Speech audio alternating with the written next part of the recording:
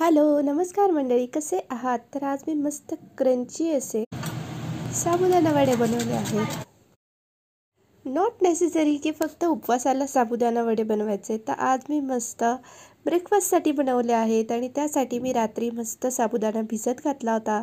तो अगदी छान मऊसूत भिजला आहे आणि त्यासोबत मस्त मोकळा झाला आहे. तर इथे मी एका बाउलमध्ये 1.5 कप इतका साबुदाणा घेतला भिजलेला.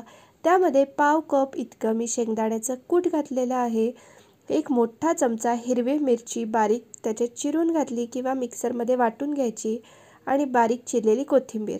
त्यानंतर इथे मी मीडियम साईजचे 2 असे बटाटे छान उकडवून घेतले आणि त्याची मस्त सालं काढायची आणि ते आपल्याला या साबुदाण्याच्या मिश्रणात मस्त कुस्करून घालायचे.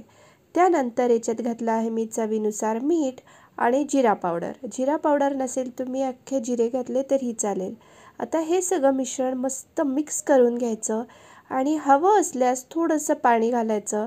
तर इथे मी पाणी घेऊन ठेवलेलं आहे आणि लागलं तर आपण थोडंसं पाणी घ्यायचं. आपल्याला याचा मस्त असा गोळा भिजवून घ्यायचा आहे. तर तुम्ही बघू शकता इथे माझा गोळा भिजवून झालेला आहे. मी अगदी थोडंसं पाणी घेतलेलं आहे.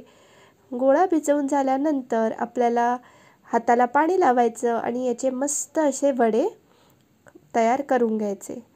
तर तुम्ही बघू शकता इथे मी छान छोटे छोटे असे वडे बनवून घेतलेले आहेत. तर सगळे वडे मी बनवून घेते.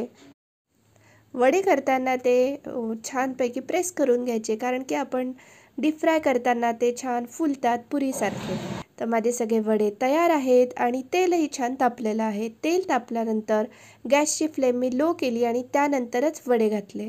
वडे तेलात बसतील तितकेच घालायचे, एक्स्ट्रा घालायचे नाहीत. छान लो टू मीडियम फ्लेमवर दोन्ही साईडने आपल्याला मस्त हे डीप फ्राय करून घ्यायचे आहेत. लो टू मीडियमवर केल्यामुळे आतपर्यंत ते शिजतात आणि वरतून छान क्रंची होतात. तुम्ही हे नुसतेही एन्जॉय करू शकतात, नाहीतर उपवासाची शेंगदाण्याची चटणी बनवू शकतात. पण मी आज हे नुसतेच एन्जॉय केले. खूप मस्त लागतात. नक्की ट्राय करून बघा. थँक्यू.